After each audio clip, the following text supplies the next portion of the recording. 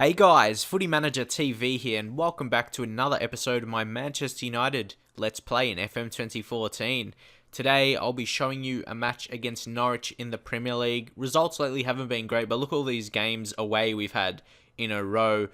But the biggest reason I'm doing this game, trust me, I'm trying to play as much games as I can, but also have a decent amount of uploads, so maybe playing through 2 or 3 games. That's the best balance for me if I want to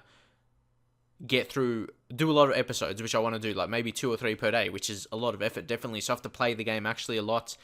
But over the next couple of days, I probably won't. So I'm trying to get a bit done today, because it's like my birthday over the weekend. So yeah, you see that's why. But I've like pre-recorded a lot, like FIFA as well. So hopefully I should be able to still upload like scheduledly, but if that's a word. Yeah, we'll move on, and especially as Reading, there's an international break, so it'll take me quite a bit of time to get through that, and then do additional like 20 minutes of a video onto that 15-20 minutes. So hopefully you understand what I'm doing. Norwich, we're sitting first at the minute. Hull, who's doing amazingly.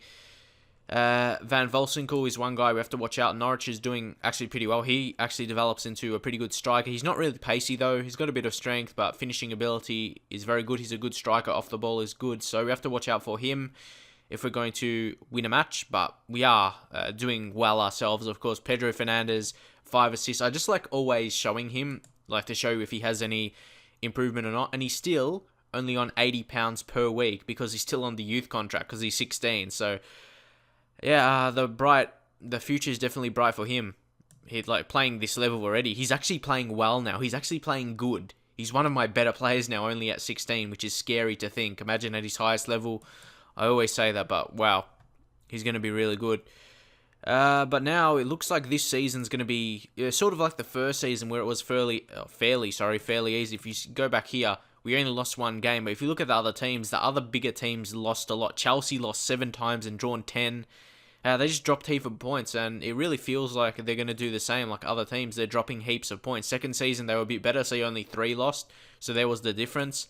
But current season, Chelsea, they've already dropped points. They've drawn and lost already, and Man City even drawn twice. Arsenal, was that Arsenal? No, that's Tottenham, lost 3 times, but Arsenal lost 2 times and drawn 1. So those kind of teams have kind of dropped up a bit, and it seems like it's going to be an easy season. We're already 5 points ahead of Chelsea. 6 games played, so, and look, easy games coming up, but it hasn't been easy. We lost against Chelsea, of course, and we drew, luckily, against Zenit. A lot of goals in that match. We had to come back. And also, I've applied my formation I was using, or my tactic I was using in my journeyman career still. That may be coming back. It just depends if I feel motivated to make the videos. I'm still actually playing it, though, here and there. The 4-3-3 one. We'll see if I do it or not. It depends if this formation slows down a bit, if I want to change how I'm playing or something. But yeah, we have to change, or just simulate to where it says we have to play the game. See match preview against Norwich. Important game though. We haven't been playing amazing. Like you've seen, the last couple games has been a bit dodgy in terms of conceding goals. So Phil Jones is suspended. We're going to have to bring in Smalling, who's done really amazing for me throughout the season. And Vidic is still holding his level. He's actually been increasing. Look at that in his marking and technique. Like obviously he'll go down like balance and passing. It's not too important. He's still a really high level at 33, so I'm still going to be playing my key players, even though I do have young players. I want to put my best players in, apart from Ferdinand. Like, Ferdinand's decreased a lot. I'm just putting him in first team right now, not to play, just for him to coach, pretty much be a coach around training and that. That's what I want with him. So we'll bring Belanta in. He's not really fit, is he? Conditioned. We're having problems because Rose and Silva have had long-term injuries, like a couple months. Silva is a shorter injury, but still like 2 more months or something. What is it? Oh, 3 to 6 weeks. Sure, it's a bit less, but it's a lot. And I played Rafinha for a game to get his match fitness up, which he's had done now, and he had a good debut, really, in the Champions League. He got 1 assist, a 7.60 rating. It shows like he's going to be a decent signing. He's 12.5 million worth, and we signed him for like 3 million and something. So that was really good to get him for that cheap. So Al Sharari should come in for Vitinho. And I put Al Sharari on the penalties. Now, for me with the penalties, he's a mate. He never misses, opposed to Fernandez. So he's going to be the number 1 taker. Still improving. Love to have him. He's one of my favourite players in real life. So hopefully he keeps developing in the team. Let's change this up a bit. I'm still playing Fernandez like a first team player. He's showing he can play at that level. Javier Hernandez, I don't know. I'm going to put him on the bench for now. He might be good off the bench because of his pace. But for now, Pogba and Rafinha, I'm giving them a go together and see if they can play well. Nangolan's been pretty strong, but I want to show you the players I signed. That's the biggest reason, because of course I've showed you I can win and everything, but I want to show you maybe new players with the team that I've signed and everything. So Lamella's in there. Where's Nani? Nani's still there, but I don't know. I'm probably going to sell him. I might as well give Zaha a chance. Belanta. We need someone to come in. I don't even know. Bring Donaghy, I guess, to play that left back. No one for centre back to come in, but yeah, I'm going to give him a game, Donaghy, because I feel, again, playing, like showing you new players in my team, and hopefully he can do well. You see there, and I'll check his report as well. He's got 5-star potential, so he's going to be a good player, but his best attributes at the minute are the 15 tackling, and he's pretty quick as well. So he's strong. He's strong in some areas, so hopefully he can do well. As I try and push on into the match, I just want to make sure my team is right, because I don't want to drop points like I have done. Well, at least in the Champions League. We came a draw against Zenit, which is not a great performance in my view. Got Zaha, Nangolan, Fernandez, Puyol, Vitinho. Yeah, I find that's... Now, Vitinho's done really well for me. He scored an important goal as well. Like, I was thinking to put Januzaj in, but I don't know. I need my highest quality players to win the games. That's just my view anyway. So, Rafinha in, Pogba, Fernandez. I just want to play him so much because he's going to be so amazing. Like, I just love looking at him because he's so great. He's a great prospect. Only 16. Like I said, he's coming in and playing so well as one of my better players you saw, which was showcased by his average rating in the team. Hopefully we can continue. Norwich has played well, so we have to be careful of them, but we've played really well as well, so you've got to take that into account. Basong Hartaku, he's got a low condition, so we'll go on assertive. We'll go with the second option. I've done this a lot. You see there, decent. De Gea has been amazing for me as a goalkeeper. He saved me on a lot of situations. So leave in your comments. I'd like to see your thoughts on my just different things, like what you like seeing with this career. I've said it previous episode, I think, but I just want to know. So I can read the comments in that. Like I said, I won't be making videos over the weekend, so that's why I'll probably be reading comments in that on my videos. So yeah, drop your thoughts, everything, why you like them, just everything. It will give me good feedback to improve the videos, because I believe, well, a lot of people, I love it when you drop heaps of comments. When I see like over 20 comments, that's a lot, as Whitaker put it so wide. Yeah, I like to see the big feedback, a lot of comments. It's good, even if it's like helpful for my videos to improve. That helps as well, but I like seeing the people, like, just your thoughts, if you like it or not, or just general feedback on anything, really. That's Football Manager, heaps of stuff. As Fernandez, I thought that was going to be a goal.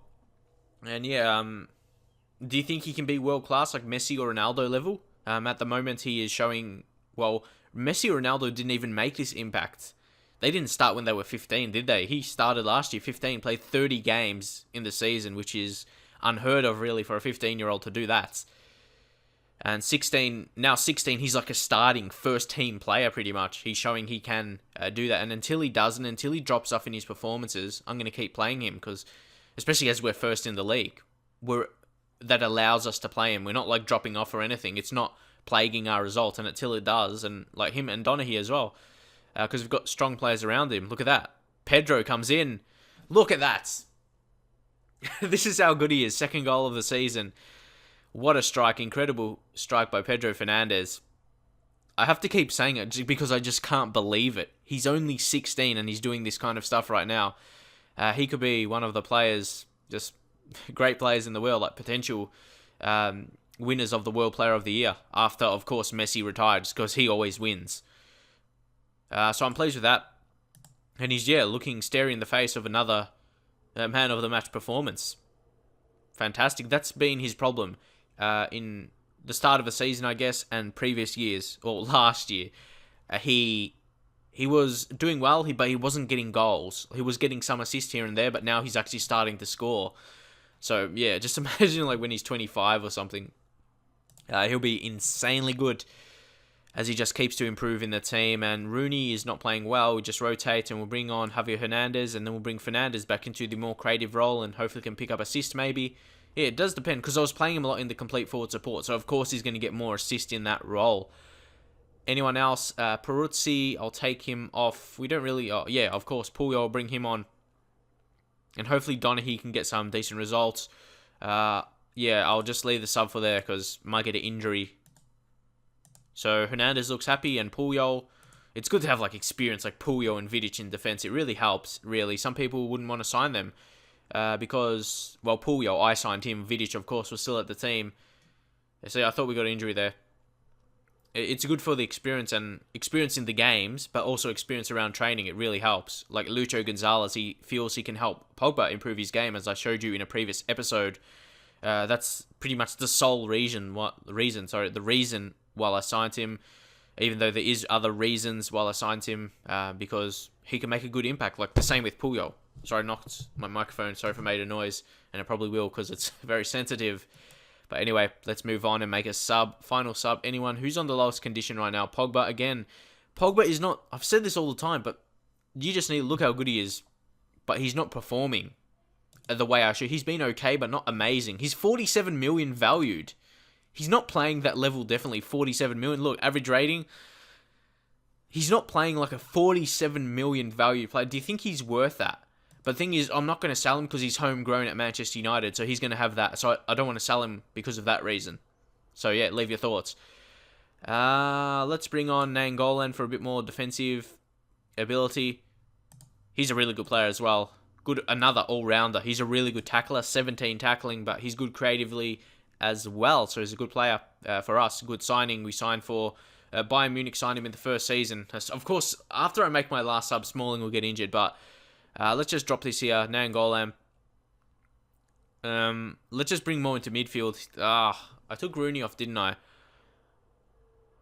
And Nainggolan, I'm going to have to drop him into midfield. Into centre-back, sorry. But he's a good tackler. You think he should be able to do well.